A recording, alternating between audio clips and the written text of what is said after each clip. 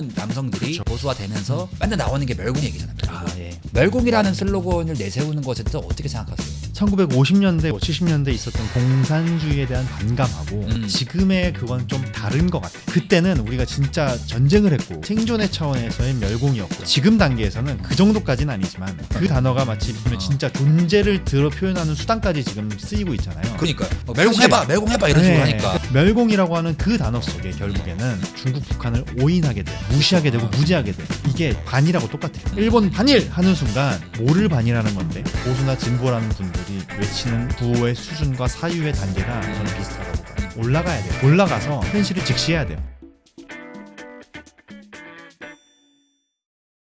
첫 번째 쓰셨던 책이 육사 생활을 담으셨던 네. 나를 외치다라는 책이었고, 그다음에 최근에 나왔던 것이 이제 대한민국 그 국군의 뿌리를 찾는 한국군의 뿌리라는 책이었어요. 네. 이 두 가지가 저는 좀 연결된다고 보는데 중간에 요시다 쇼인도 얘기해 주셨죠. 여시다 주연도 그것도 이어지고 이어지죠. 이어지고. 네.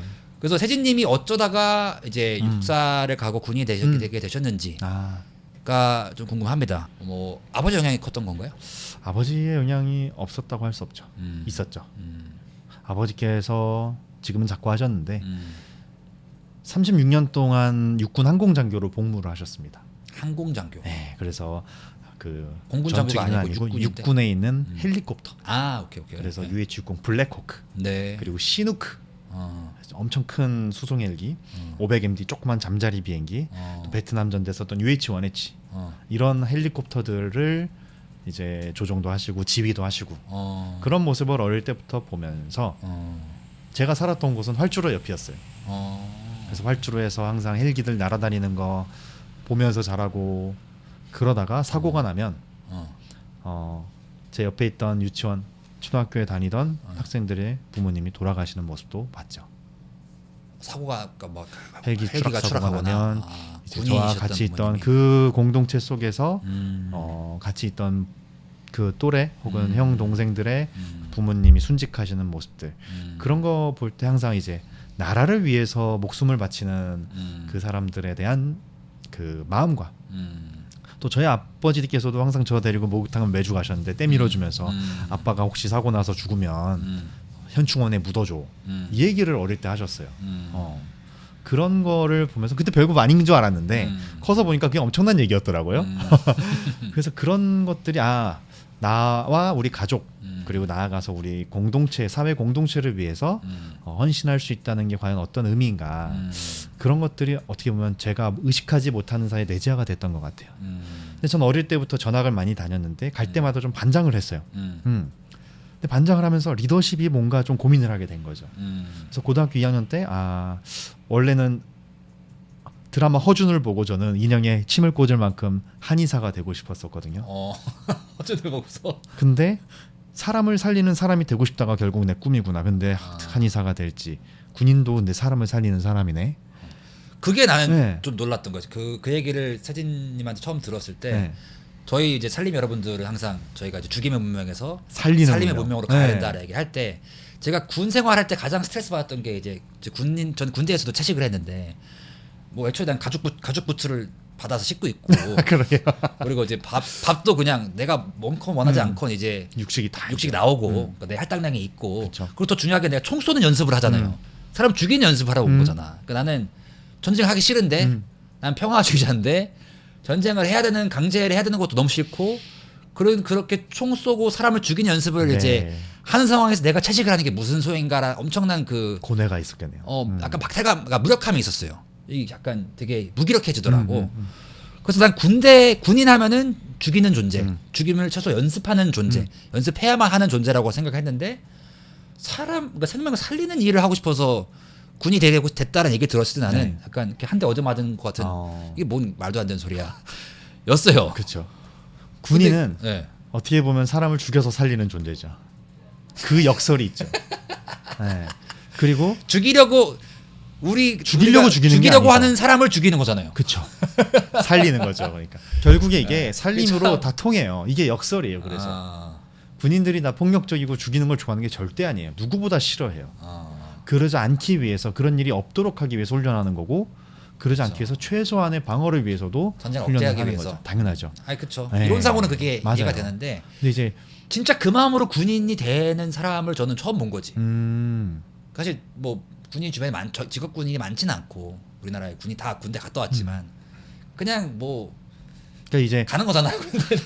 저는 이제 대한민국이라는 나라가 좋고 어. 또 우리가 사는 터전이 좋고 어릴 때 이제 그런 마음으로 대한민국을 위해서 우리 나라를 위해서 내가 할 수 있는 게 뭘까 이런 생각들이 조금씩 한 거죠. 아 그게 난 진짜 공감이 안 되거든요. 그러니까 지금은 어느 정도 공감이 돼. 지금은 저도 우리 나라를 사랑하고 공동체를 사랑하는 마음이 되게 큰데 어렸을 때 주변에 난 대한민국이 좋아라고 말하는 애를 본 적이 없거든요. 아 진짜.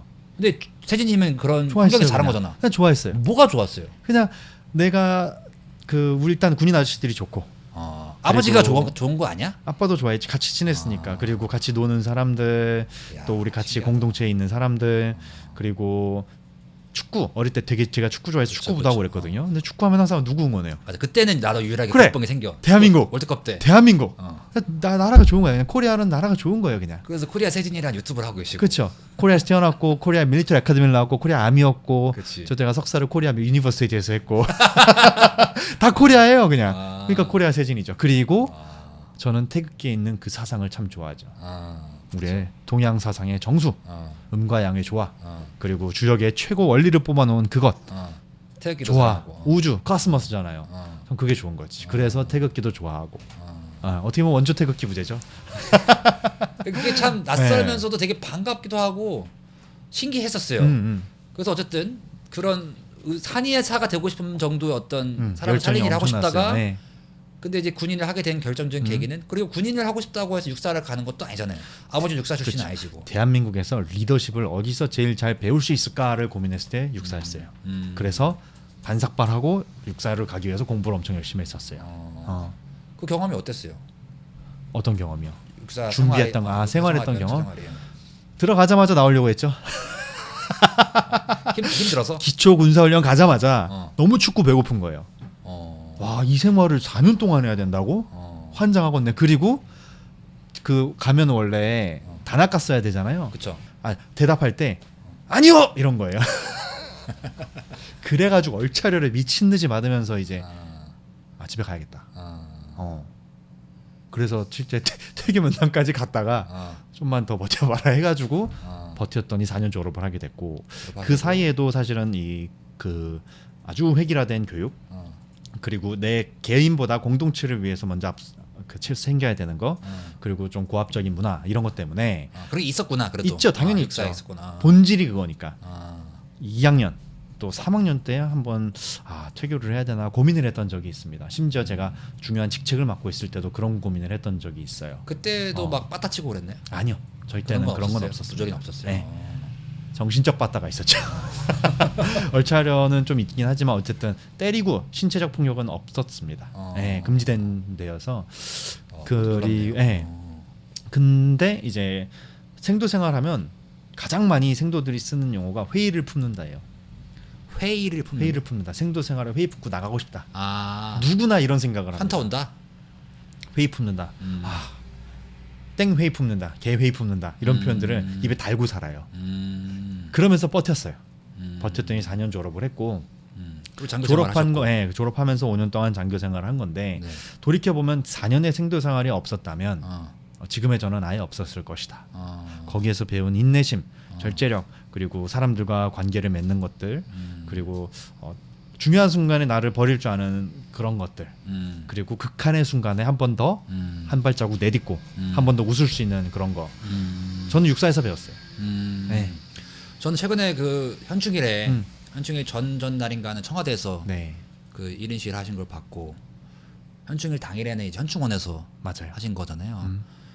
근데 이제 거기에 이제 그 인스타그램에 그 올리신 걸 봤을 때 네. 아빠한테 편지를 쓰셨더라고. 네, 맞아요. 근데 저희 아버지도 현충원에 계시거든요. 또 우리가 저희 아버지 가족이죠. 그래서 아빠 집 앞에 왔다는 이게 말을 하셨을 때 저한테도 뭔가 묘한 울림이 있어요. 저희 아버지는 뭐 직업군인 아니셨고 이제 해병대 생활하시다가 해병대에서 다치셔서 국가유공자 유공자. 돌아가셔서 지금 이제 현충원으로 모셨는데 네. 이제 세진님의 입장에서 그 현충원 앞에서 1인 시위를 하시면서 육사가 이제 통폐합되고 있는 이 상황에 대한 어떤 말씀하신 편지를 보면서 저는 되게 찡했어요. 아 진짜요. 네, 찡했는데 성공했다. 나같이 이제 육사 뭐 사관학교 통폐합에 대해 전혀 관심 없었던 네. 무지했던 사람한테도 이제 아. 와닿더라고요. 뭐 사실 전 상상이 잘 안 가긴 해요. 그러니까 네. 내 모교는 아니니까. 음. 근데 그냥 외부자적으로 들어도 이게 뭔가 정치적인 보복으로 그렇게 하는 거는 국방에 뭔가 큰 맞아요.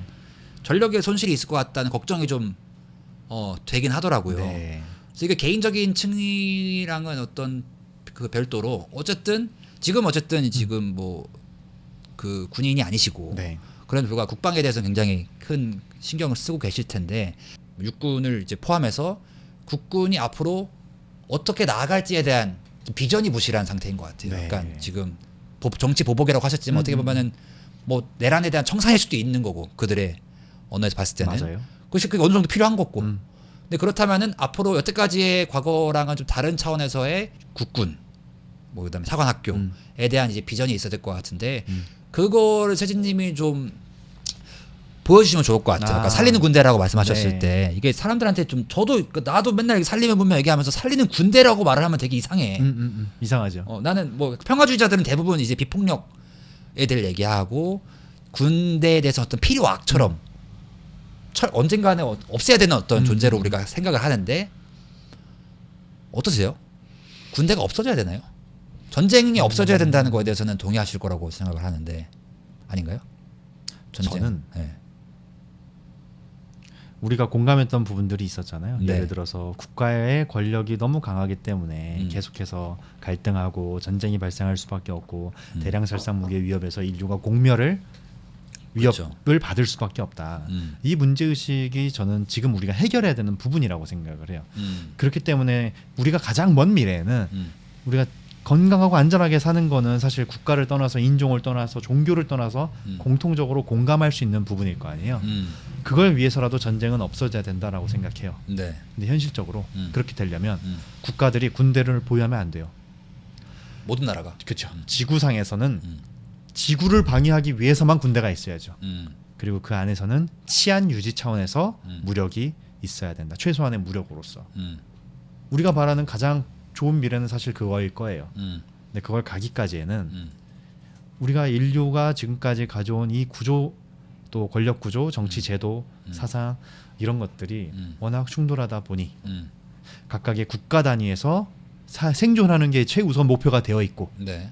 먹고 사는 문제도 그렇고 그러다 보니까 이게 우리가 싫어하는 살상과 폭력이 난무할 수밖에 없는 건데 이 간극을 어떻게 앞으로 메워 나갈 것이냐, 기술이 이걸 땡겨 줄 것이냐 이런 걸 우리가 고민해야 된다고 봐요. 궁극적으로 저는 군 출신이고 군인의 가족이었고 뼈도 군인이지만 지금은 민간인이지만 어쨌든 예비군으로서도 전쟁 나기 싫어요. 전쟁 싫어요. 그걸 위해서 대비해야 된다는 그 모순, 예, 그걸 살아갈 수밖에 없다는 걸 인정해야 될 것 같아요. 어쩔 수 없어 지금 단계에서는. 김정은이 있는 한 김정은도 있고 북한 정권이 시진핑도 있는 있고 한. 푸틴이 있는 한 그리고 뭐 중국 공산당과 북조선 네. 노동당이 있는 한 네. 그들의 목표가 우리를 해하는 건데 예. 해한다 뭐 유무형으로든 소프트하든 하드하든 어쨌든 해하는 게 목적으로 삼고 있는 사람들이기 때문에 세력이기 때문에 네. 그걸 대비하기 위해서라도 우리 군은 필요하고 사실 우리 전 범선님과 제가 이렇게 편안하게 앉아서 얘기할 수 있는 그렇죠. 것은 우리나라 안보 서비스가 제대로 작동하고 있다는 증거죠. 그렇죠. 거기에 헌신하는 분들이 계신 거고. 사실 그래서, 여기서 저는 막 지금 지정학적인 어떤 정세에 대해서 얘기를 해보고 싶은데 네. 그러면은 너무 얘기가 커질 것 범위가 같아서 커지죠. 예. 그런 상황에서 한국군의 뿌리가 뿌리가 어디고 비전을 보려면 저는 항상 저 역사학도기 때문에 네. 어디서 온 존재고 그렇죠. 어떤 조직이고 그럼 이 조직이 어떤 그 다른 미래도 충분히 그릴 수 있을 것 같은데 한국군의 뿌리의 뭐 책을 당연히 이제 소개하고 보셔야겠지만 저희는 이제 풀무질에서는 시청자분들이 살림이분들이 책을 전혀 안 봤다라는 전제로 책을 이제 세 줄 요약을 해드리거든요. 세 줄 요약. 예. 한국군의 뿌리가 뭡니까? 어디서 오는 군입니까? 자, 제가 연구한 결론은 네. 한 줄 요약으로 한 줄 요약으로. 한국군의 뿌리는 네. 다양합니다. 아. 요게 결론이에요. 오케이. 다양하다는 건 뭐 여러 가지가 있다는 건데 뭐가 여기 있습니까? 이제 한 페이지로 제가 딱 정리를 해놨는데 한국군은 한국이 그랬던 것처럼 짬뽕으로 시작을 했어요. 자, 대한제국 시기에 한국이 짬뽕인가요? 한국은 미국이 만든 거 아니에요? 아니죠. 네. 한국에는 대한민국은 다양한 층이 기독교의 사람들도 아, 있고 네. 또 민족주의자들도 있었고 여러 층위가 섞여 있잖아요. 네네. 한국군도 그래요. 자, 첫 번째 그 우리 일제 시대를 전후로 해서 네. 한국군이 갈라졌습니다. 독립군 세력이 있고 광복군으로 이어지고요. 네. 그리고 일제에서 복무했던 군인들이 또 수십만 명이 있었어요. 만주군. 중국군으로 갔던 세력이 있어요. 그렇죠. 네. 그렇죠. 네. 이런 식으로 해서 근데 중국군도 중국 공산당 쪽이 있고 국민당 쪽이 있어요. 그렇죠. 이런 것들이 1945년 8월 15일 광복과 동시에 땅 다 모인 거예요. 일제 출신, 광복군 출신, 중국군 출신이 쫙 모여가지고 3년 안에 갑자기 미군정이 들어오고 소련이 들어오면서 소련과 미군으로 갑자기 쫙 갈라집니다. 그래서 한반도에는 이 두 성격의 군대가 딱 갑자기 존재를 하게 됐고 6.25 전쟁을 통해서 한국군은 미국식 군대로 북한군은 소련과 중국의 영향을 받은 군대로 이렇게 됐죠.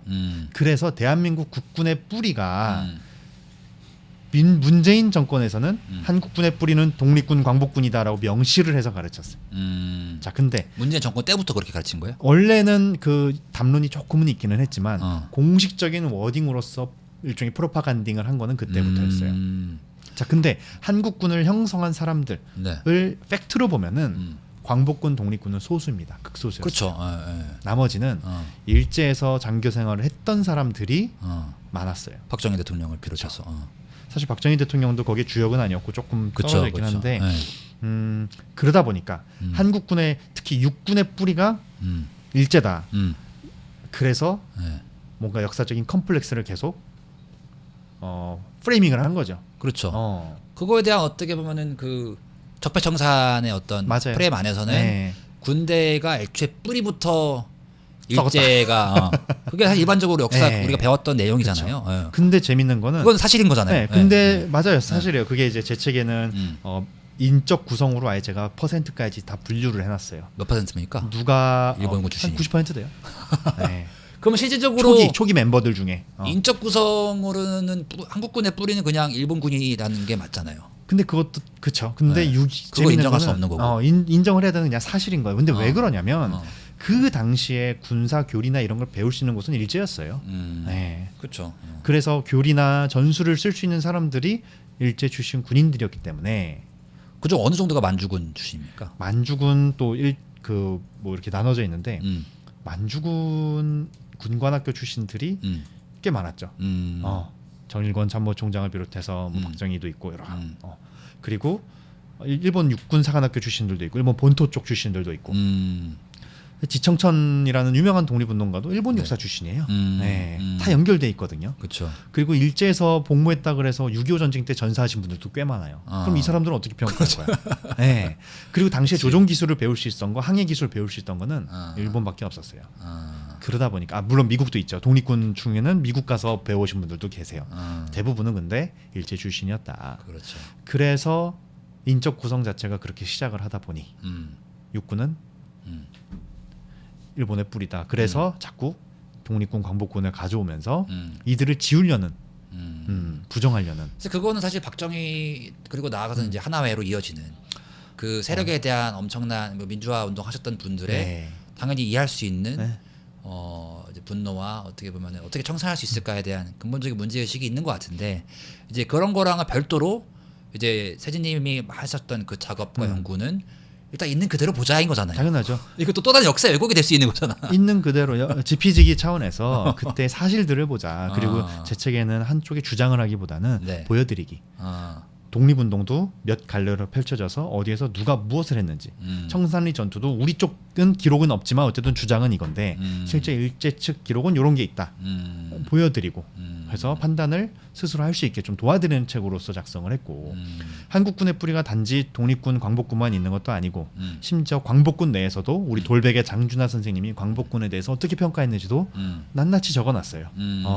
실제로 그럼 우리가 아는 광복군이 몇 명이었는지 사람들은 몇 명은 되는 것 같지만 500명, 300명, 500명 서류상 부풀려서 800명 가족까지 다 넣어가지고 그런 것들도 좀 보여드리고 그래서 우리가 이렇게 보는 이유는 말씀하신 것처럼 미래를 제대로 우리가 솔루션을 내기 위해서는 역사와 현재를 제대로 진단해야 되잖아요. 처방을 내려면 그 차원에서 저는 좀 책을 썼고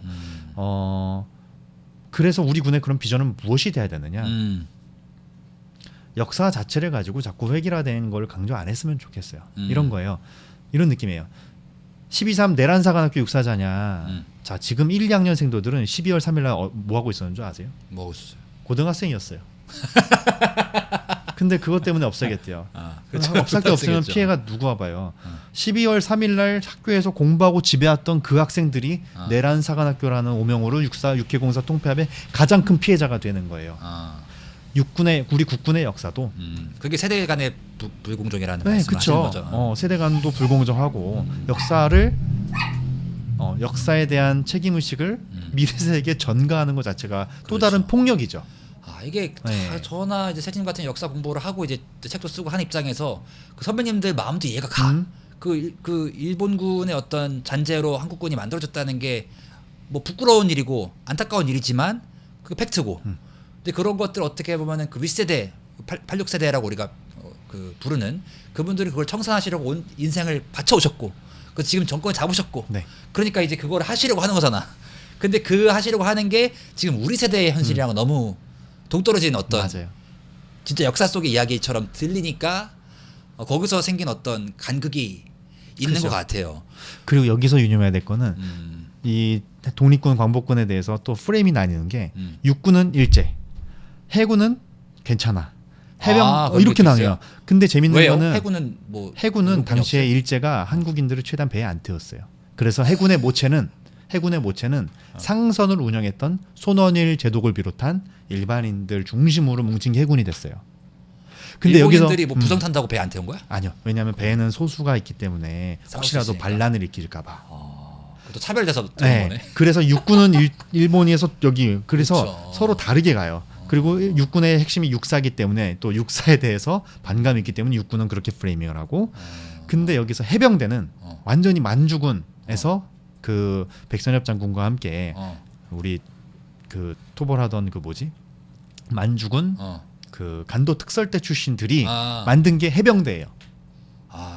근데 해병대를 향해서는 역사적인 책임을 안 물어요. 그리고 오히려 해병대를 존중하고 있죠. 조국이 없으면 나도 네, 없다. 그쵸. 바로 해병대에 대해서는 육군에 비해서 역사적인 책임을 잘 안 물어. 왜냐면 해병대는 지금 정권에서 또 그렇죠. 우호적인 지금 그러니까 이걸 역사를 있으니까. 공부한 사람 입장에서 보면은 그치. 아니 왜 이렇게 자꾸 모순적이고 위선적으로 돼야지 모든 거를. 사실 가장 이 국군 네. 뿌리 얘기할 때는 백선 장군 얘기가 가장 애매하긴 하잖아요. 맞아요. 이게 박정희 대통령도 얘기했지만 그렇죠. 그보다 더 사실 가장 그 묘한 지점에 계신 분이 백선 백선엽이죠. 장군님인데 거기 해병대구나. 나도 몰랐네 이거를. 해병대 우리 아빠 해병대. 신현준 초대 사령관이 만주군 간독 특설대 출신이에요. 그래서 손은일 제독이 니들 일제 출신이니까 니들끼리 가가지고 만들어가 해병대가 된 거예요. 이렇게 상륙전을 좀 해라. 그래서 해군과 해병대를 분리시키면서 해군은 일제로부터 자유로워진 군대가 됐어요. 그러니까 공군은 없었으니까 또 아예 새로 만든 그쵸 새로 만들면서 일제 출신도 있고 중국군 출신도 있고 그 김구의 후손 자제분이시께서 이제 또 중국군 출신이고 이러다 보니까 네. 이게 저는 이렇게 얘기 들으면은 네. 제 그 최근 책의 한국사 테라피아도 사실 요런 어떻게 보면은 좀그 우리가 어렸을 때 배웠던 네. 민족주의적이고 교과서에 배웠던 그 내러티브에서 좀 벗어나서 봤을 경우에 네. 훨씬 더 다채롭고 그 다양한 그리고 다국적인 맞아요. 우리 역사를 볼 수 있는데 그 국군의 역사도 약간 그런 것 같아요. 약간 네. 그게 당연히 뭐 독립군 강복군이 주류가 못된 그 당시의 현실이 안타깝고 일제의 어떤 잔재가 청산이 안 된 게 안타깝지만 네.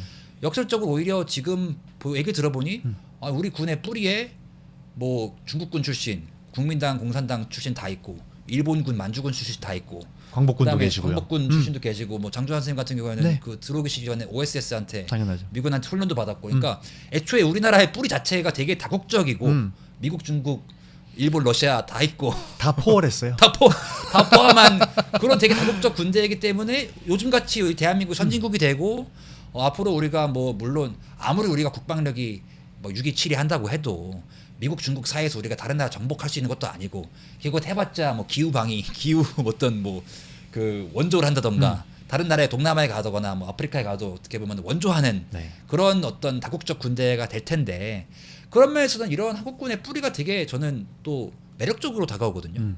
되게 다국적인 뿌리가 있고 사상적으로도 다양했다라고 그렇죠. 하는 게 근데 그런 얘기를 하기에는 지금 어떤 대한민국의 현실에서는 적폐 정산의 이제 적이 되는 거잖아요. 그렇죠. 그런 차원에서 이제 한국군의 뿌리를 쓰신 거로 네, 그 이해를 하면 될까요? 역사를 너무 하나로 재단하려는 거에 위험성을 느껴가지고 제가 연구해가지고 쓴 거고. 저도 육사를 나왔고 아버지도 군이셨지만 우리나라 군의 역사에 대해서 제대로 배워본 적이 없었어요. 그래서 제가 책을 썼습니다. 그런데 요시다 쇼인까지는 왜 간 거야? 굳이 일본 그 사이에 요시다 네. 쇼인이 있었는데 그러니까, 요시다 네. 쇼인을 쓰게 된 계기는 네. 제가 장교 생활을 할 때 이토 히로부미의 책을 읽었어요. 네. 어릴 때부터 이토 히로부미는 어떤 놈? 어. 나쁜 놈! 어. 으로만 알고 있었는데 책을 보니까 일본의 영웅인 거예요. 맞아. 국민적 영웅이죠. 일본. 거기서 깜짝 놀랐어요. 어. 근데 걔 저도 스승이 그랬어요. 요시다 쇼인이었대요. 근데 아베 신조가 요시다 쇼인을 제일 존경한대요. 그래서 요시다 쇼인이 누구야 해서 찾아봤더니 정한론의 집대성한 한반도를 정벌해내는 이론을 집대성했다. 거기서 열받은 거예요. 열받아서 간 거예요? 열받았어요. 아니 한반도를 정벌해내는 놈이 눈빛 누구야? 찍어봐. 해가지고 열이 받았어. 그러니까 그러다가 일반적으로 육군사관학교인데 일본 근대화의 아버지 연구했다고 하면 뉴라이트라고 생각하거든. 뭐 코리아 세진. 저는 뉴라이트가 뭔지도 모르고. 오케이 알았어요. 아니 라이트면 라이트지 뭐 뉴라이트예요 또. 그랬는데. 화가 나서 갔다. 근데 이 육사 졸업하고 간 거잖아요. 그 장교 때 육군 중위 때 그걸 처음 알았다가. 중위 때. 그러다가 전역하고 제가 건명원이라는 학교를 다녔는데 건명원이라는 학교에서 동북아시아에 대해서 배우면서 요시다 쇼인 이름이 나온 거예요. 그걸 보고 요시다 쇼인 책을 찾아봤더니 없어. 한국의 요시다 쇼인에 나왔던 책이 없었죠. 내가 해야겠다. 그래서 퇴직금 들고 종로 시땡 일본 학원에 들어갑니다. 그래서 일본어를 배워요. 그러면서 그때부터. 네, 그때 처음 배운 거예요. 지피지기를 실천하시는 분이다. 그래서 일본어가 제 삶에 일본어가 들어올 줄 꿈에도 몰랐어요. 그래서 일본어 배우면서 또 일본 가는 비행기들 크게 끊어가지고 가서 요시다 쇼인이 있었던 곳에 가서 그 이름이 적힌 것들 다 자료 사와가지고 서울 정독도서관에 앉아가지고 일본어 공부하고 그거 연구하고 하다가 그냥 화가 나서. 화가 났어요. 도대체 한반도를 정벌했는 새끼가 누군지 너무 화가 나는 거예요. 근데 알다 보니까 진짜 분노를 시작했어요. 근데 알다 보니까 이게 그 프레임으로만 보면 안 되겠네. 그리고 반일 그치, 친일의 프레임에서 보면 안 되겠다. 그래서 제가 일본인의 입장에서 그걸 봐야겠다 생각해서 제가 입고 먹는 거를 다 일식으로 바꿨어요. 한국에 살면서? 네. 쓰는 필기구 먹는 거 소바 먹으러 가고 돈가스 먹으러 가고 옷도 일본 걸로 바빠 유니클로 뭐 이런 걸로 바꿔서 보쿠와 니혼징 데스 이러면서 이제 혼자 간식은 그 와사비콩 먹으면 일본 향 탁 나잖아요. 그런 거 먹으면서 일본을 공부하다 보니 이게 왜 우리가 한국에서 없었을까? 우리가 너무 감정적으로만 일본을 봐서 그렇다. 그거에 벗어나서 내가 새롭게 한번 써보자. 그래서 나온 책이 요시다 쇼인 시대를 반역하다 책이었어요. 역사 테라피네. 그리고 쇼인은 단지 정한론의 선구 주자가 아니라 그렇죠. 일본 메이지 유신의 아버지로 여겨지고 그렇죠. 수많은 그 총리가 된 제자들을 기른 교육자. 그래서 지금 일본에서는 교육의 신으로 여겨져요. 그리고 우리가 욕하는 야스쿠니 신사에 가장 먼저 봉안된 게 요시다 쇼인이에요. 야스쿠니 신사 가서 그 유치관 들어가면 가장 먼저 있는 동상이 쇼인입니다. 그 제자들이 만든 거거든요. 그렇죠. 그래서 이 뿌리들을 찾아가는 과정에서 제가 뿌리를 찾게 됐고 결국에는 한국군의 뿌리까지 가고 다 이어졌고. 네. 그러니까 우리가 일반적으로 야스쿠니 신사하면 그냥 나쁜 놈들 모아놓는데 A급 전범 14명이 합사되어 있는데 왜 그러냐. 근데 그 A급 정면 14명은 요시다 쇼인에 비하면 피 조물에게도 안 되는 사람들인 거죠. 그렇지. 네. 요시다 쇼인에 대해서는 사실 잘 모르고 네. 저 이토 히로부미에 대해서 저도 이제 그냥 뭐 나쁜 놈으로만 생각하다가 전 영국에서 교환학생을 할 때 제가 UCL이라는 대학교 다닐 때 거기에 이토 히로부미. 이토 히로부미가 유학을 왔다는 맞아요. 거예요. 최초의 동양인 유학생이었다는 거예요. 동문이시네요. 그렇죠. 그래서 선배 진입하다. 그래서 최근에 제가 친일파 후손인 것이 바이럴을 많이 탔기 때문에 그 기사까지 나왔어. 엄청. 그래요. 이건 몰랐네. 네, 뭐 아무튼 저도 그래서 저는 근데 역사를 그 공부하려고 했던 가장 큰 동기가 저도 화가 나서였던 건데 저는 그 화가 났던 게 왜 일본이 우리 쳐들어왔어가 아니라 왜 내가 군대에 가야 되었거든. 난 군대 진짜 가기 싫은데 왜 난 군대 끌려가야 되지? 그럼 왜 분단됐지?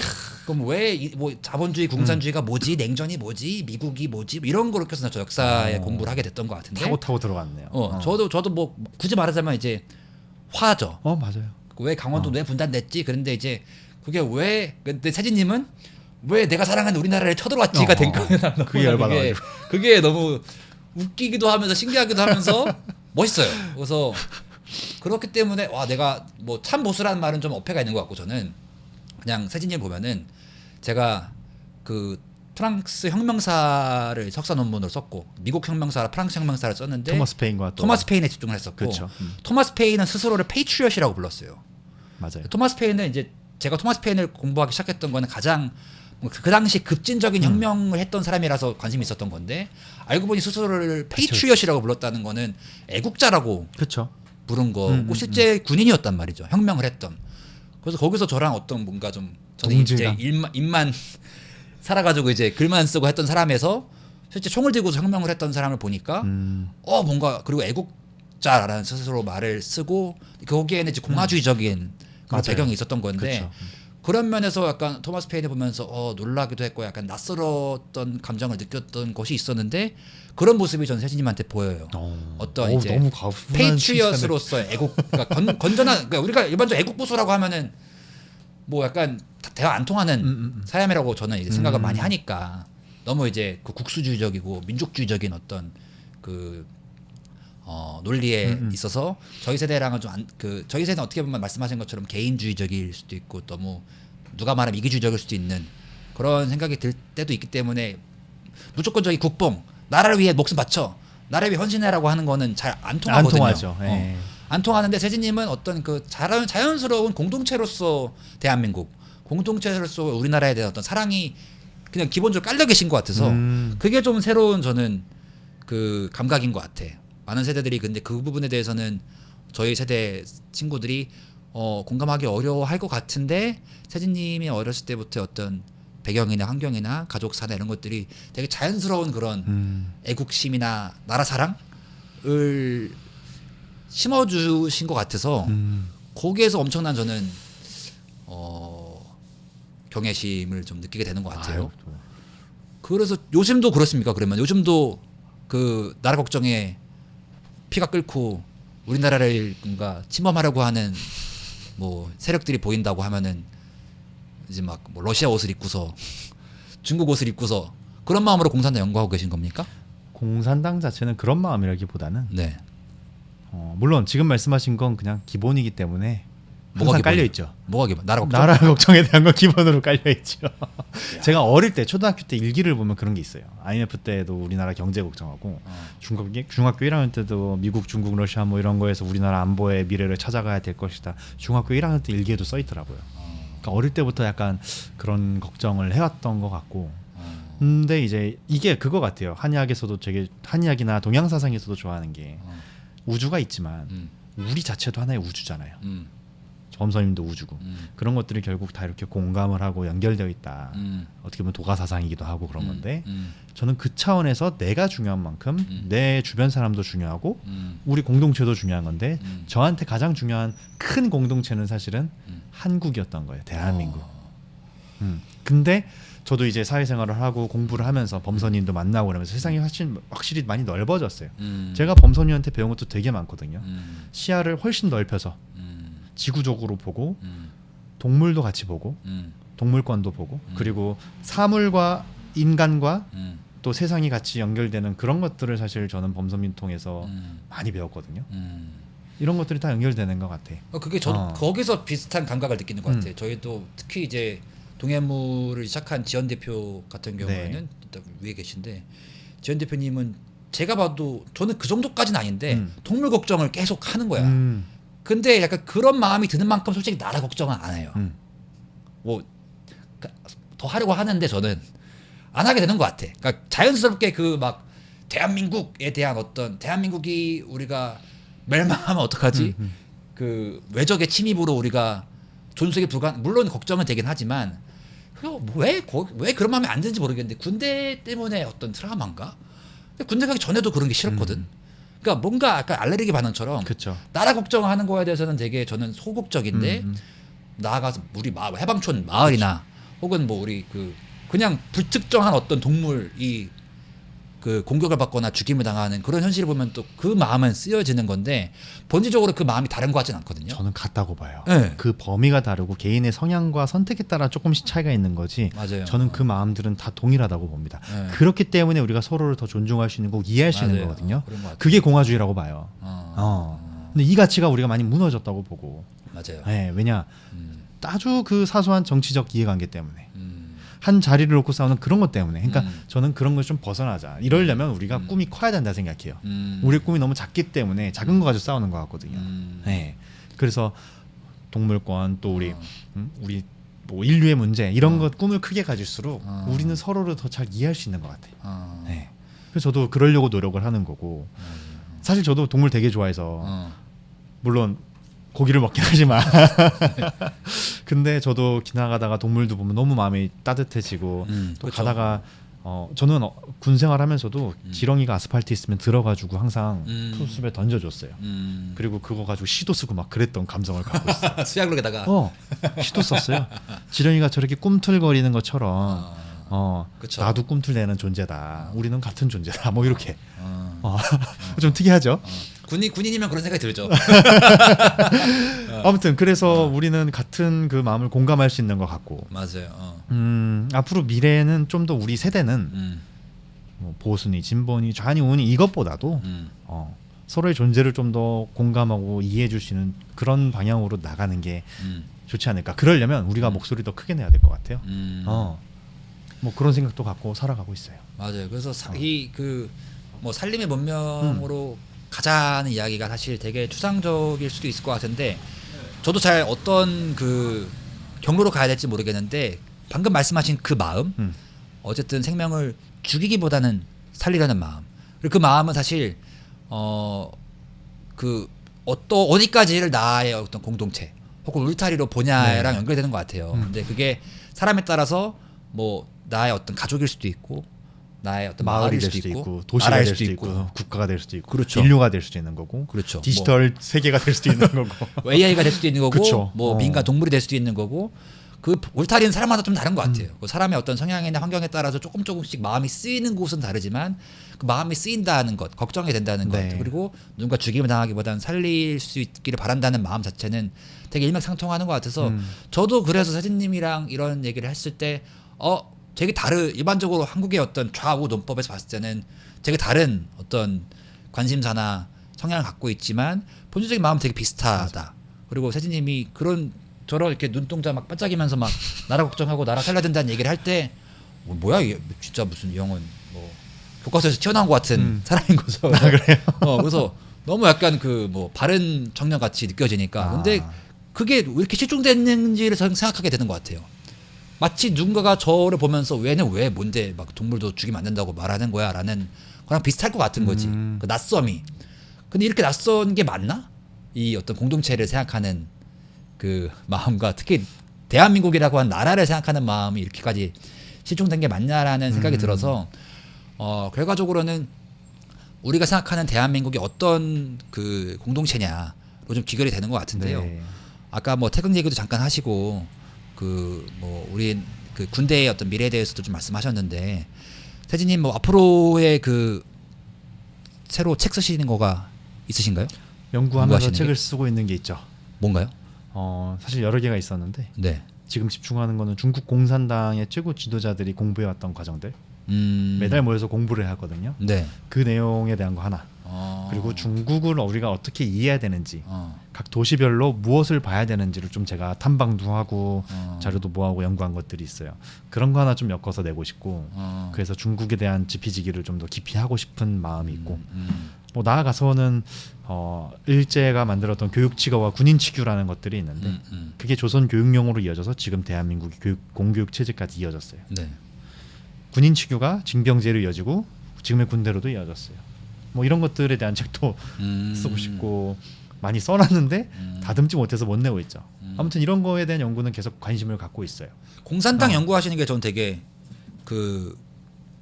궁금한 지점이 두 가지인 것 같아요. 하나는 지금 어쨌든 중국 공산당이 가장 대한민국을 위협하는 존재라고 보십니까? 저 위협 관점이 아니라 산업 사회에서 네. 어떻게 보면 가장 큰 변화를 일으키는 게 중국이라고 봐요. 산업 사회 패권을 이룬 건 미국인데 30년 만에 G2가 된 나라는 중국밖에 없어요. 그러면서 미국을 위협하는. 그 대한민국도 지금 위협하고 있는 거 아닙니까? 전 세계를 위협하고 있죠. 그러니까 네, 전 세계를 위협하고 있죠. 중국 공산당은. 그 지금 중국이 그러니까 중국 공산당이 대만을 지금 뭐그 양안 갈등을 이제 확보하려고 하면서 하는 건 기정사실인 것 같은데 그쵸. 한반도까지 그 손이 뻗칠 것 같으신가요? 한반도는 좀 결이 달라서 중국은 모택동 때의 네. 성과들, 덩샤오핑 때의 개혁개방의 성과들, 그리고 시진핑의 성과는 민족 통일이 돼야 되는 거죠. 그러면 대만을 네. 복속을 해야 되는 거고 그걸 위해서 모든 시기를 맞춰서 가고 있다고 봐요. 대신 그게 하드한 방법일 거냐 소프트한 방법일 거냐의 차이일 것 같아요. 근데 두 개 섞어서 갈 수도 있고요. 근데 대한민국 자체는 그렇게 하긴 힘들 거예요. 기본적으로 한미동맹이 있고 한미일 관계가 있고 네. 그리고 역사적으로 한반도 잘못 건드렸던 나라들은 다 어떻게 됐어요? 다 망했어요. 그렇죠. 수나라부터 시작해서. 네, 그건 이제 약간 동화적인 해석이긴 하지만 어쨌든 국제 관계 차원 자체도 그리고 공급망이 형성된 거, 경제 체제, 정치 체제 이런 것들이 대한민국 자체를 무슨 뭐 복속을 한다. 이거는 힘들겠지만 민주주의 체제의 취약점들을 들어오면서 문화 권력, 언론 권력, 그리고 이런 제도적 권력 이런 것들 또 기업 권력 이런 것 자본 권력 이런 것들을 침탈하는 거는 실제 중국 공산당의 전략이기 때문에 한국뿐만 아니라 서구 민주주의 국가들도 위협을 느끼고 있다. 그런 차원에서 우리에게 위협적인 존재인 건 사실입니다. 네. 그러니까 그 중국이 실제로 우리나라를 쳐들어오겠다라는 그 걱정 뭐 그 아예 무시할 수 없겠지만 무시할 수 없어요. 특히 험프리 기지나 미군 기지들이 있기 때문에 네. 중국의 미사일들이 네. 유사시에 바로 어디로 날아옵니까? 험프리로 바로 오겠죠. 그렇죠. 네. 거기가 없어야 되거든요. 그건 이제 대한민국 본토가 공격받았다는 얘기예요. 네. 그럼 그때 우리는 어떻게 해야 되느냐? 여기서 나는 이제 뭐 핵무기 얘기도 좀 하고 싶고 네. 뭐 그런 지금 펼쳐지는 게 많은데 엄청 많죠. 거기까지는 가면은 이제 네. 큰일 날 것 같고 밤새야죠. 밤새 때가 될 것 같고 근데 어쨌든 중국에 대한 어떤 경각심이 있는 거는 일반적이란 당연하죠. 어떤 뭐 보수적인 사람들이 많이 하는 것 같고 특히 젊은 저의 남성들이 그쵸. 많이 이제 보수화되면서 맨날 나오는 게 멸공 얘기잖아요. 멸공 얘기가 나오는 상태인데 네. 공산당 연구하고 계신단 말이죠. 최근에도 어쨌든 보면 그 모 회장님 그과 관련된 이야기들로 이런 담론들이 많이 나오는 네. 상태에서 멸공이라고 하는 이 슬로건 특히 어쨌든 자유민주주의를 수호하고 대한민국을 사랑하는 사람 입장에서 멸공이라는 슬로건을 내세우는 것에 대해서 어떻게 생각하세요? 이게 1950년대 우리가 또 70년대 있었던 그 공산주의에 대한 반감하고 지금의 그건 좀 다른 것 같아요. 지금의 중국 공산당이 그때는 우리가 진짜 전쟁을 했고 그런 차원의 생존의 차원에서의 멸공이었고 그게 시대 분위기였죠. 그렇죠. 그때는 우리를 지키려는 거죠. 지금 단계에서는 그 정도까지는 아니지만 중국 공산당의 다양한 위협과 우리 문화를 침탈하는 모습들에 대한 반감 그리고 사드 사태 이후에 한알령과 다양한 그 제재들이 있었잖아요. 그거에 대한 그 세대적인 반감, 시대적인 반감 이거는 그 1950년대 소련을 중심으로 한 공산주의에 대한 그거와는 결이 조금 다르다고 봅니다. 근데 지금 멸공의 횃불이라는 군가 저도 좋아해요. 많이 불렀어요 군인일 때도. 근데 그 단어가 마치 사실 밈이나 아니면 진짜 존재를 들어 표현하는 수단까지 지금 쓰이고 있잖아요. 그러니까요. 뭐 멸공해봐 이런 식으로 하니까. 그러니까 그게 저는 대한민국을 사랑하면 멸공을 외쳐야 되는 거냐는 거지. 그러니까 저는 그거를 강요하는 거는 사실은 좀 폭력적이라고 봅니다. 그 사상 자체를 부정하는 건 아니에요. 공산주의 특히 중국 공산당에 대한 위협의식은 저도 동의를 하고 그 차원에서 저도 위협의식을 느껴요. 근데 그게 바로 멸공, 중국 멸공 이래버리면 중국인 중에도 제 친구들도 있어요. 같이 공부하는 친구들도 있고 그 친구들이 과연 저희가 멸공 딱지 붙여가지고 쫓아내야 될 존재는 저는 아니라고 봐요. 멸공이라는 거를 표현하는 것도 자유라고 봅니다. 하지만 그거를 다른 사람에게 강요하는 거는 그들의 자유를 좀 존중하지 않는다고 봐요. 저는 진정한 자유민주주의라면 사상의 자유도 존중은 해야죠. 이게 어쨌든 누군가를 멸한다는 것 자체가 죽임이잖아요. 자유민주주의적인 개념은 네. 아니라고 생각을 해요. 근데 이제 50년대 60년대 한국 전쟁 상태에서는 그 전후의 상황에서는 멸공이라는 슬로건이 어떤 대한민국을 수호하는 생존의 문제. 생존의 문제였던 문제였기 것 때문에. 같고, 근데 지금은 중국 공산당만큼 자본주의적인 또 조직이 없는 상태라 오히려 대한민국보다 더 자본주의적일 수가 많죠. 그래서 지금 네. 멸공이라는 게 뭐 중국 공산당을 없애자는 건가? 뭐 북한은 지금 뭐 노동당인데 그럼 멸노를 해야 되는 건가? 그러니까 북한도 공산주의라고 말할 수 있나? 이런 되게 사실 좀 근본적인 회의감이 든 상태에서 네. 멸공이라는 게 뭘 뜻하는 거야? 이게 무슨 뭐 어떻게 하자는 거야? 중국을 없애자는 거야? 이렇게 그러니까요. 돼버리니까 북한에 대한 건지 중국에 대한 건지 사실 발라야 되는 게 그렇죠. 둘의 안보 위협은 좀 달라요. 그렇죠. 완전 다르죠. 달라요. 네. 그래서 이걸 좀 발라내고 대응을 해야지 정확히 대응을 할 수 있을 것 같아요. 지피지기 백전불태가 단순히 역사만이 아니라 지금의 현실에 대해서도 정확히 분석을 해야 되는데 그렇죠. 멸공이라고 하는 그 단어 속에 결국에는 중국 북한을 오인하게 돼요. 무시하게 그렇죠. 되고 무지하게 돼. 네. 이게 반이라고 똑같아요. 일본 반일 하는 순간 뭐를 반이라는 건데 그럼 한미일 협력도 하기 싫다는 거야? 그러니까 지금 보수나 진보라는 분들이 외치는 구호의 수준과 사유의 단계가 저는 비슷하다고 봐요. 올라가야 돼요. 올라가서 현실을 직시해야 돼요. 그러면 멸공이라는 단어를 언제 써야 될지 언제 안 써야 될지도 분별력이 생길 거예요. 근데 지금 보는 사회 현상은 그냥 반일이랑 똑같이 멸공 똑같이 쓰이고 있어요. 저는 이걸 굉장히 우려하고 이 얘기를 들으면 싫어할 사람들도 있겠지만 싫어해도 어쩔 수 없어요. 제가 보는 건 그래요. 그렇기 때문에 멸공도 선별해서 써야 된다. 그 단어 자체를 쓰는 걸 이상하게 보는 건 아니지만 선별해서 쓰고 내 의견이 중요한 만큼 타인의 의사도 존중해라. 그게 자유민주주의다. 이게 참 그 최근에 그 안규백 장관이 그 어디 와가지고 모택동 공군사관학교에 가서 생도들한테 모택동의 좌우명이 내 좌우명이다라고 했어요.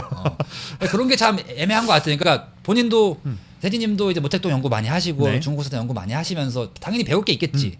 근데 어쨌든 우리나라 국방장관이 우리나라와 전쟁을 했던 나라의 수장의 어떻게 모택동 어떻게 보면 대한민국 입장에서 봤을 때는 뭐 껄끄러운 존재죠. 뭐 전쟁 범죄자, 네, 전범이죠. 네. 전범인 거다. 그러니까 그런 존재를 딴 데도 아니고 군대 가서 공군사관학교 가서 그런 얘기 한다는 것 자체가 뭔가 그럴 때마다 나오는 게 뭐 주적관 얘기 나오는 거고 뭐 선거 때마다도 맨날 뭐 주적관 물어보고 뭐 북한에 대해서 어떻게 생각하냐 이런 이제 얘기를 하는 게 되게 껄끄러우면서도 네.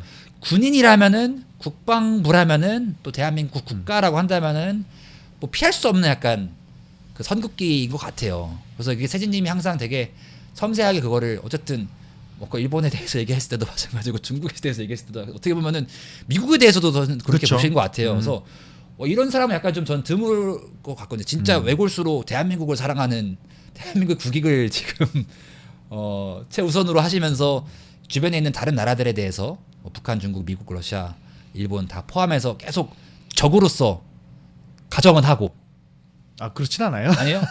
잠재적 적으로 봐기 때문에 잠재적 지피지기, 위협이죠. 지피지기로 봐야 된다는 거잖아요. 그렇죠. 남이니까 어쨌든 상대방이죠. 상대방이니까 언제나 뭐 전략적 동반자가 될 수도 있고 동맹이 될 수도 있지만 위협이 될 수 있기 때문에 배워야 된다, 알아야 된다라고 하시면서 어쨌든 결국에는 대한민국의 어떤 이익을 그리고 안위를 가장 중시하시는 것 같아서 이런 게 참 저는 귀하다. 귀한 어떤 그리고 낯선 살림의 마음이다라는 생각이 들어서 세진님 모시게 됐고요. 얘기를 하다 보니까 사실 오랜만에 저도 이 캐치업을 한 거라 뭐 그 지금 특히 국제 정세에 대해서 좀 얘기하고 싶은 게 많은데 그거는 다음 책 이제 준비하고 계신다고 하니까 다음 책 나왔을 때 한번 또 모시고 얘기하면 좋을 것 같고요. 저희가 이제 필무지에 또 필수 질문이 있는 게요. 책이 3권이 있으시기 때문에 사실 책 3권 얘기를 다 했어요. 이런 경우는 많지는 않은데 그 중에서 저는 어쨌든 지금 가장 시대 정신으로 연결되는 것이 한국군의 뿌리라는 생각이 들고 그게 지금 사관학교 통폐합 문제랑도 연결되는 것 같아요.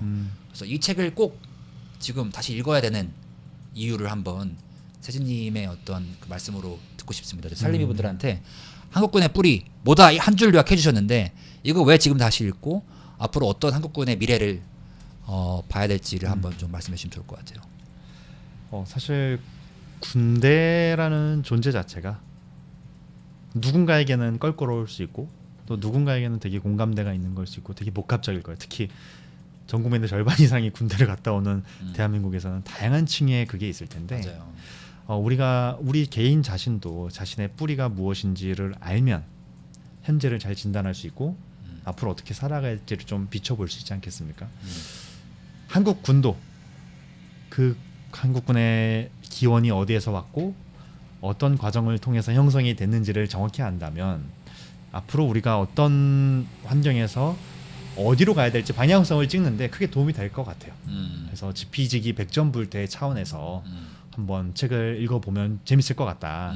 그리고 제 책이 단순히 군대에 대한 역사만이 아니라 조선 후기부터 대한민국 정부가 수립되기까지의 국제관계와 각종 조약과 망국사와 다시 재건사 이런 것들이 요약적으로 잘 들어가 있습니다. 그래서 역사를 한번 짚어보는 관점에서도 독립운동사를 이렇게 볼 수 있구나. 이런 시각에서 한번 보실 수 있지 않을까. 제가 제일 유념했던 게 민족주의, 민중주의 사관, 각종 사관에서 벗어나서 글로벌 사원의 사관에서 한번 보자. 좀 이런 노력을 한 책이기 때문에 좀 도움이 되시지 않을까 싶습니다. 그래서 균형 있는 역사관을 한번 원하신다면 한국군의 뿌리도 챙겨봐 주시면 감사드리겠습니다. 특히 저 한국사 테라피를 읽으신 분들한테는 꼭 추천드리고 싶은 책이고요. 한국군의 뿌리 보면서 사실 제가 군대 가기 전에 봤었으면은 훨씬 도움이 됐겠다라는 생각이 들었었어요. 이게 제가 느꼈던 그 막연한 군대에 대한 반감과 그 대한민국이라는 어떤 국가라는 게 본질이 어떻게 보면 합법적인 폭력의 독점이고 그 군대랑 전 직결된다고 보는데 그런 것에 대해 막연한 반감을 느끼는 그 청년 세대가 많다고 저는 생각하거든요. 근데 그런 분들한테 세진님의 존재나 세진님의 어떤 저서들이 굉장히 좀 그 큰 힘이 될 것 같고 새로운 어떤 관점을 줄 수 있겠다라는 생각이 들어서 그 책을 좀 추천드리고요. 예, 결과적으로 뭐 결론까지는 아니지만 오늘 저는 이야기를 나누면서 들었던 가장 큰 저의 마음은 이게 세대 간의 그 불공정에 대한 세대 간의 어떤 그 간극에 대한 막연한 불만이 저희 세대에 있는 것 같아요. 근데 이게 그렇다고 해서 우리가 윗세대랑 그 뭐 혁명을 할 것도 아니고 우리가 다시 젊은 세대들이 다 거리에 나와가지고 다 뭐 우리 그 독재 타도를 뭐 그렇게 될 수도 있겠지만 그것도 잘 안 보여요. 그렇죠. 그런 상황에서 오히려 느껴지는 게 어떤 그 청년 세대가 특히 역사를 공부하는 이런 세진님 같은 분들이 뭔가 인정해드리고 감사해드리고 근데 또 되게 정중하게 근데 이건 아니지 않습니까? 이런 비판을 할 수 있는 그 대화가 되게 필요한 것 같거든요. 그 풀무질에서 저는 그런 대화를 많이 하려고 하는데 네. 그게 오늘 대화를 하다 보니까 보훈의 언어로 될 것 같다는 생각이 들어요. 나라를 위해 공동체를 위해 헌신하신 분들, 희생하신 분들을 위한 어떤 감사함을 표시하는 활동을 많이 하고 계신데 네.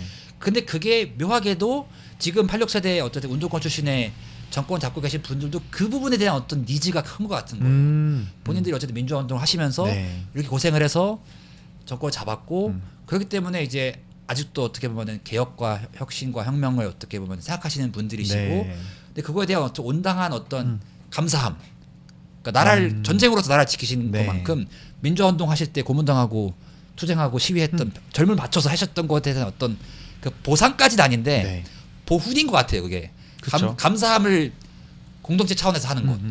그게 어떻게 보면은 당연히 우리 세대가 윗세대한테 이제 비판하고 요구할 것도 해야 되지만 그게 선행이 안 되면 계속 갈등이 커질 것 같은 느낌이 들어서 세진님이 하고 계시는 이 청년 보훈이라는 그러니까 청년 보훈이랑 좀 다를 수 있겠지만 어쨌든 보훈이라는 키워드가 그런 부분까지 그런 되게 좋은 아이디어 같고 포함되는 것 같다는 저도 되게 생각이 드네요. 공감을 하고 우리 앞 세대들은 망국의 세대에서 나라를 만들고 나라 되찾고 나라 만들고 산업을 일구고 또 민주화를 이루고 새 시대의 문제를 해결하셨던 분들이기 때문에 그런 부분들에 대해서는 당연히 우리가 보훈 예우 차원에서 해야 된다고 봐요. 그렇죠.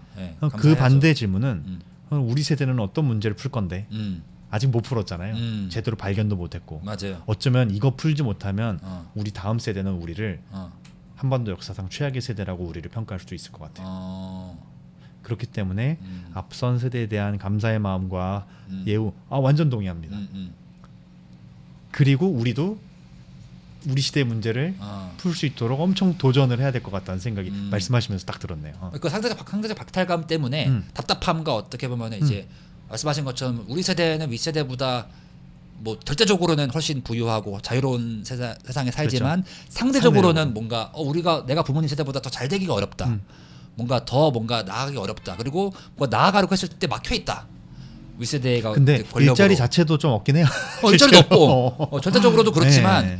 근데 그거를 윗세대가 충분히 공감을 못 해준다. 맞아요. 이 상대적인 빈곤을 절대적인 빈곤을 겪은 사람들한테, 절대적인 폭력을 겪은 사람들한테 상대적인 빈곤과 정신적인 폭력에 대한 어떤 공감받기가 되게 어려운 거지. 맞아요. 니네는 어쨌든 안 맞았잖아. 니네는 고문 안 당했잖아. 니네는 빠따 안 쳤잖아. 너네는 배 부르잖아. 이렇게 되니까 거기서 생긴 어떤 그 박탈감이 있기 때문에 우리 세대조차도 뭔가 막연한 불만과 불안이 있지만 그거를 해소할 수 있는 우리 세대의 어떤, 왜냐면 그 윗세대는 민주화 운동 혹은 독립 운동 딱 명확하게 있었죠. 목숨 걸고 해야 될 게 있었잖아. 우리 세대 목숨 걸고 할 게 뭐가 있어요? 뭐 기후위기 대응, 뭐 인공지능에 대한 대응 이런 것들인데 아마 디지털 혁명 그거가 될 확률이 높다고 봐요. 그렇죠. 지금 어떻게 실존적인 위협을 느끼고 있는 것들은 뭐 지정학적 위협과 그쵸. 이 새로운 문명에 대한 디지털로 촉발된 그 문명, AI 문명에 대한 이 두 가지가 우린 혼재돼 있지 않나 이렇게 생각이 되네요. 그 태제에서 연구하고 계신 게 어쨌든 그쵸. 기후위기에 대한 대응, 그쵸. 인공지능에 대한 대응, 그 지정학적인 이제 대응 이 세 가지들을 연구하고 계신 건데 이게 아직 저희 세대들한테는 저희 윗세대가 뭔가 했던 것 같이 인생을 걸고서 시대 정신으로서 그렇게까지 두각되고 있는 것 같지는 않아요. 맞아요. 물론 저희 이제 살림 여러분들은 거기에 공감하셔서 이렇게 하시는 거지만 그래서 앞으로 저희 뭐 이게 좀 비건 운동 하던 사람과 어떻게 보면은 보훈 운동이라고 해야 되나? 이거 뭐라고 해야 되나요? 제가 예전에 같이 찍었던 사진 한번 보니까 누가 이러더라고요. 뭐라 그래? 군인과 히피가 만났다고. 그러니까, 이건 무슨 조합이냐고. 이게 그러니까 뭐 이게 비건 운동 뭐 군인 애국 운동, 애국 운동이 뭐라고 해요? 그러니까 그런 것들을 말로 하면 웃긴데 저는 그런 공감되는 공명하는 감정은 아까 말씀하셨던 이제 나라를 살리고 맞아요. 생명을 살리려고 하는 공동체와 마음에서 개인과 그거에 대한 어떤 이름이 좀 필요한 것 같고 그거를 저는 이제 뭐 살림의 운동으로 생각하는 것 같은데 그런 것들이 점점 저희 세대의 공명이 돼서 우리 세대도 상대적 박탈감에서 좀 넘어서서 우리 세대가 해결해야 될 과제, 그 윗세대가 해결한 과제랑은 다르다. 그리고 근데 그분들이 했기 때문에 우리가 이거 할 수 있는 것도 있긴 하지만 그분들이 안 했기 때문에 우리가 해야 되는 것도 지금도 있다. 안 하고 있기 때문에 맞아요. 우리가 해야 되는 것들이 있다는 것에 대해서 분명하게 또 우리가 문제 의식을 갖고 표시를 해야 되는 것 같고요. 그래서 오늘 이런 대화가 되게 불모지를 하는 이유라는 생각을 좀 오랜만에 했는데 왜냐면 몇 년 만에 지금 그러니까. 이렇게 대화를 오래 한 거라 반갑기도 하고 그래서 시간 내주셔서 감사합니다. 영광입니다. 네. 이렇게 우리 또 양반들의 수장이시는데 전 양반을 뵙게 되어서 영광이고 네. 저도 나름의 양반으로서 우리 같이 어쨌든 우리가 뭐 공감하고 또 공유하는 이런 가치들이 있기 때문에 각자 위치에서 또 이렇게 열심히 또 지내다 보면 또 우리가 원하는 미래가 같이 만들어갈 수 있지 않을까 뭐 이런 생각도 듭니다. 불러주셔서 너무 감사하죠. 감사합니다. 저희 풀무질은 살림이들의 후원과 공유, 좋아요를 통해서 만들어지고 있습니다. 점점 횟수를 거듭할수록 예상치 못한 다양한 살림이 분들이 등장해서 또 대화를 풍성하게 이끌어가지고 계신데요. 앞으로도 풀무질 함께 해주시고 살림이가 되어주십시오.